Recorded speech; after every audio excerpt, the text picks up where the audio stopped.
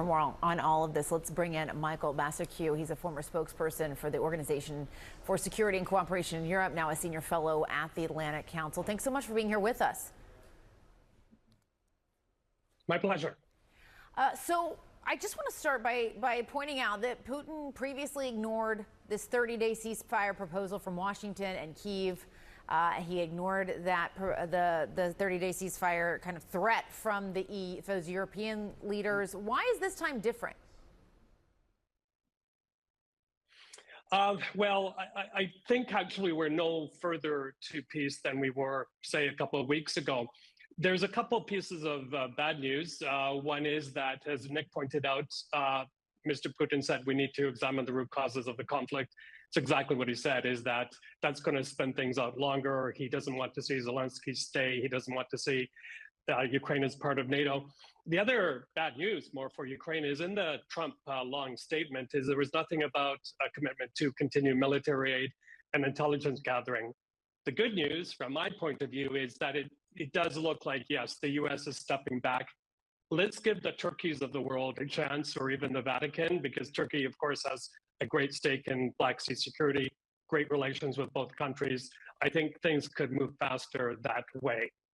And how would you evaluate Putin at this moment in time? Do you think he's serious about trying to find an end to this war? No, absolutely not. The grand chess player dealing with the master of the art of the deal.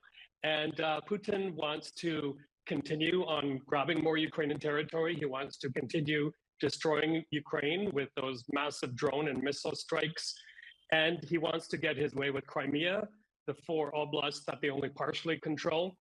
And also they've also said they don't want to pay war reparations, which Ukraine is demanding, and which could add up to about $1 trillion. Yeah. And we know that Zelensky spoke with President Trump today. That conversation actually coming before the president spoke with Vladimir Putin. Knowing that, seeing the readouts that we've gotten from Trump and also Putin and Russian state media, what does that suggest to you? How do you put all those pieces together? Yeah, I think that Trump spoke first to Zelensky was a good move. It was probably payback to Mr. Putin for making him wait 1 hour in their call in March.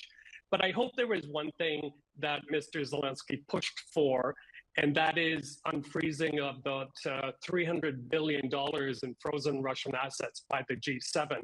That is somewhere where the U.S. could really put forward its influence and leverage that. That could be put, for example, into a Ukraine compensation fund, because again, Russia does not want to pay reparations. And Zelensky probably also said, please continue the U.S. military aid and intelligence sharing, because without that, it's going to be game over for Ukraine. And again, we did not, as far as I can see, we did not see that in the Trump statement. Could be a bit worrisome there. I do want to go back to something you mentioned, which was just Putin continuing to say this idea that he wants to eliminate the causes of the conflict, examine and get to the bottom of the causes of the conflict. Help people understand what he's getting at there.